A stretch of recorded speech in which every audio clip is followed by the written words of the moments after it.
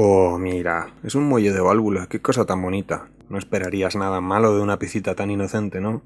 Pues te vas a cagar. Este vídeo va a ser duro, tanto que me veo obligado a poner un... Advertencia: en este vídeo hay demasiadas fórmulas. Este símbolo te indicará cuando la cosa se pone hardcore. Quedas avisado. Bueno, vale, igual he exagerado un poco. Apenas veremos 16 variables, 9 fórmulas básicas y 4 fórmulas simplificadas. No es como que haya tenido que escribirlo todo en un cuaderno para poder procesarlo y ordenar un poco la explicación. Bueno, ahora en serio, si has leído este capítulo del libro del tirón y lo has asimilado del todo, eres mi puto ídolo. Sí que lo entiendo.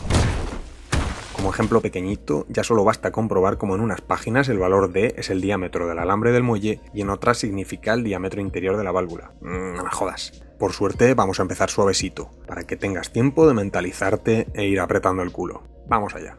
Un muelle helicoidal es una pieza que todos conocemos, los vemos en todos lados, bolígrafos, bicicletas...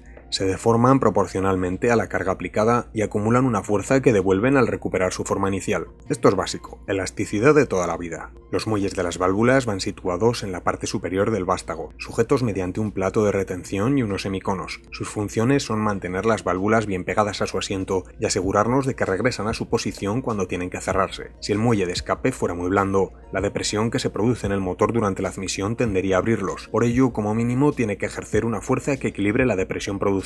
Y esto va a depender de la velocidad del motor, el diámetro del cilindro, las condiciones de funcionamiento de válvula y conductos, etc. Lo podemos cuantificar en unos 0,6 kg por centímetro cuadrado. Ok.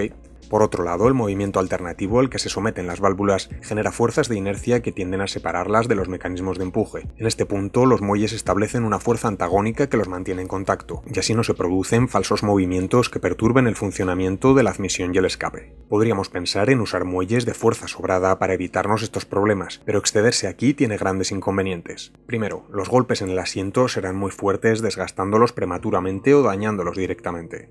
Demasiada fuerza ocasiona acciones de rebote no deseadas. También se necesita mayor fuerza en los mecanismos, tornillos más grandes, piezas más resistentes, con lo que tenemos pérdidas de energía, más peso y se dificulta la puesta en marcha del motor. Y finalmente se produce mayor desgaste en los elementos de empuje, eje de levas, balancines, etc. Así que la regla de oro sería usar siempre los muelles más débiles que sean capaces de cumplir la misión con eficacia. Pero en un motor preparado quizá necesitemos sustituirlos para hacer frente a las nuevas exigencias, escogiendo con cuidado sus dimensiones y número de hilos. Aparte, el accionamiento rápido de las válvulas, como cuando un motor gira a altas revoluciones, producen vibraciones y oscilaciones que pueden ser contraproducentes. Por eso hoy tendremos el tema dividido en dos partes. Por un lado, el cálculo de las dimensiones de los muelles y luego los métodos para mejorar su funcionamiento. Y ahora, amigo mío, empieza la parte dura. Vale, he hecho lo que he podido para ir metiendo la información de forma progresiva, pero aún así no creo que esté fácil. Mi consejo es que lo veas primero del tirón sin volverte muy loco, y si quieres después lo analizas más detenidamente, porque por suerte algunas de las fórmulas se simplifican. Primero vamos a averiguar el diámetro del alambre, que llamaremos D, para lo que contamos con esta fórmula. Raíz cúbica de 16 por F mayúscula por R entre pi por K.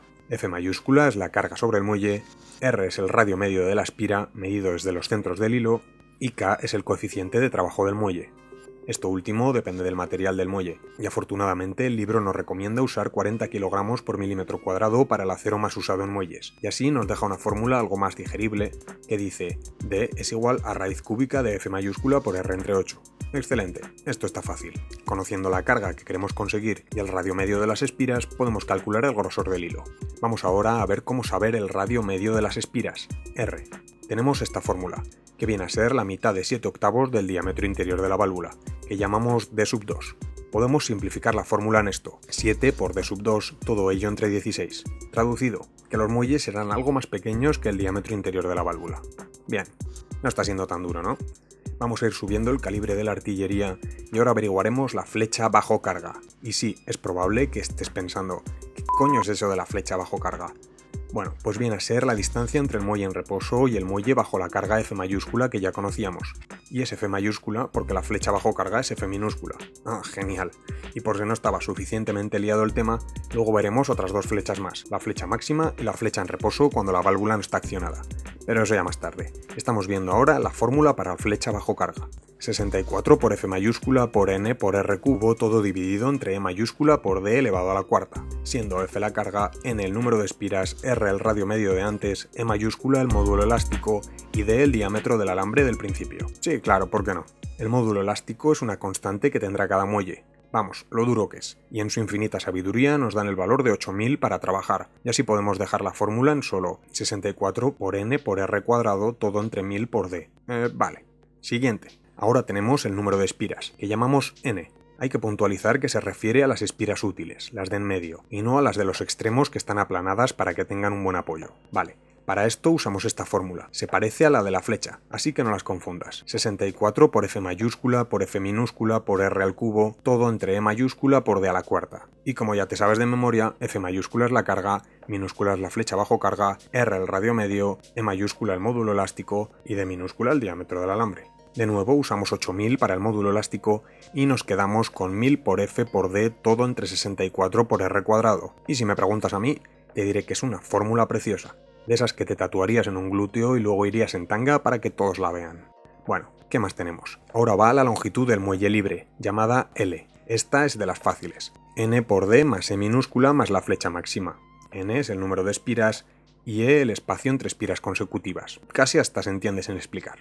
Lo siguiente es averiguar la fuerza con la que debe permanecer comprimida la válvula contra el asiento, conocida en el mundo entero como F sub 0, o es una O. Yo creo que es una O, pero decir sub 0 me gusta mucho más. ¿Y qué más da si sabes que no te vas a poner a calcularlo, melón? Se calcula por apreciación, teniendo en cuenta la depresión máxima del cilindro y el diámetro de la válvula de escape. En la práctica se establece un número entre 1 y 1,5 kilogramos por centímetro cuadrado para este coeficiente. Por ejemplo, para preparaciones de rally se considera adecuado un valor de 1,2 y nos queda esto, 1,2 por 0,7856 por dm, que es el diámetro máximo de la válvula. ¿Te parece poco? Bueno, pues entonces también tenemos F mayúscula sub m, que es la fuerza máxima de inercia que debe contrarrestar el muelle, en el punto de máxima velocidad de la válvula, que viene a ser el punto medio, y siendo h la altura de alzada, es la mitad. Pero sin que sirva de precedente, esto lo podemos calcular con una fórmula empírica, multiplicando el valor anterior, F sub 0, por un valor que oscila entre 1,1 y 1,2. Sin duda impresionante. ¿Quieres más, no? Pues mira, también podemos calcular la fuerza máxima del muelle en carga cuando la válvula está completamente abierta, que llamaremos Fmax. Y tenemos F mayúscula sub 0 por la flecha máxima dividido entre F minúscula sub 0. O también F mayúscula sub 0 multiplicando F minúscula sub 0 más H, todo dividido entre F sub 0. Y ya tenemos el último valor. Si has llegado hasta aquí, pon algún emoticono en los comentarios, que me hará ilusión saber que no estoy hablando solo. Vale, la última fórmula nos permitirá calcular F minúscula sub 0, que es la flecha del muelle cuando está apoyada en su asiento, es decir, cómo de comprimido está en reposo. Y como habrás deducido, es F mayúscula sub 0 por H, todo dividido entre 2 veces F mayúscula sub m menos F mayúscula sub 0. Obvio, ya sabes lo que son. Fuerza sobre asiento, altura de levantamiento de válvula y fuerza máxima. Y ya está, ya tenemos todas las fórmulas. Comprendo que ahora te has quedado con ganas de más, pero esto es lo que hay. Lo siento. Las pelotas. Tras los cálculos tendremos una idea aproximada de lo que necesitamos y de si los muelles actuales podrán valernos, especialmente si pretendemos alcanzar mayores RPM. No es fácil ni barato hacer que nos fabriquen muelles a medida, por lo que se podría investigar si algún vehículo cuenta con unos que puedan cumplir las necesidades y adaptarlos a nuestro motor preparado. De todas formas, en todo caso deberíamos comprobar que cuenten como mínimo con una separación entre espiras de al menos 0,25 o 0,30 milímetros. Y para conseguir ese espacio de seguridad se puede acudir a fresar los últimos hilos del apoyo o emplear unos muelles que sí cumplan la exigencia. En caso contrario, las espiras podrían tocarse y de recibir ese golpe muchas veces por minuto, la rotura es una posibilidad muy real. Y con el muelle de válvula roto, la válvula queda suelta, entra en el cilindro y causaría graves daños en la mayoría de motores. Otro problema típico de muelles de válvula es que cuando estos están trabajando en ciertas condiciones, como por ejemplo a altas RPM, se producen efectos de vibración y resonancia que pueden hacer que rebote sobre el asiento y que la fuerza de flexión produzca una torsión irregular en el muelle, haciendo que dos o más espiras trabajen simultáneamente como se ve en la ilustración. Esto perjudica el funcionamiento, incluso puede acabar provocando la rotura del muelle. Los principales métodos para remediarlo son usar muelles de hilo fino con muchas espiras,